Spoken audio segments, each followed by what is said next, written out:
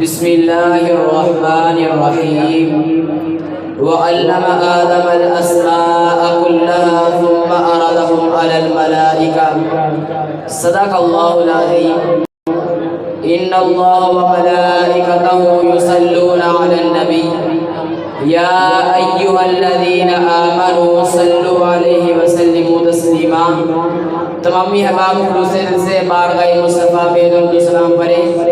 الصلاۃ والسلام علیک یا سید یا رسول اللہ وعلی آلک واصحابک یا سید یا حبیب اللہ۔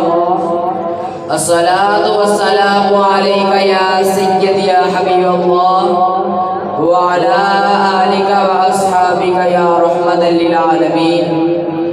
اللہ تعالیٰ کی حمد و ثنا اور حضور نبی اکرم صلی اللہ علیہ وآلہ وسلم کی پاک بارگاہ میں درود و سلام کا نذرانہ پیش کرنے کے بعد میرے نہایت ہی قابل احترام میرے استاد محترم معزز مہمانان گرامی اور جامعہ انوار القرآن صدیقیہ کے محتوی پھولوں، السلام علیکم۔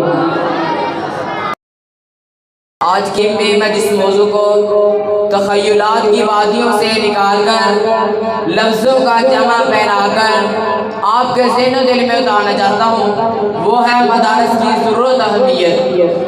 حاضرین مجلس، اس امت کی رہبری اور رہنمائی کے لیے جو سب سے پہلا مدرسہ قائم ہوا وہ غار حرا تھا، جس کے معلم اول رب کائنات، متعلم اول رحمت کائنات، واسطہ اول جبریل امین، کتاب اول قرآن کریم اور مخاطبین اول صحابہ اکرام کی جماعت تھی۔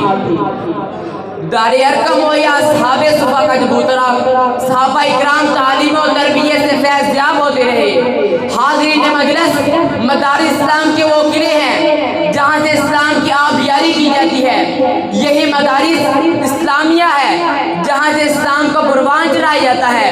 یہ ایسی درسگاہ ہے جہاں سے علم و عمل کے پیکر تیار ہوتے ہیں۔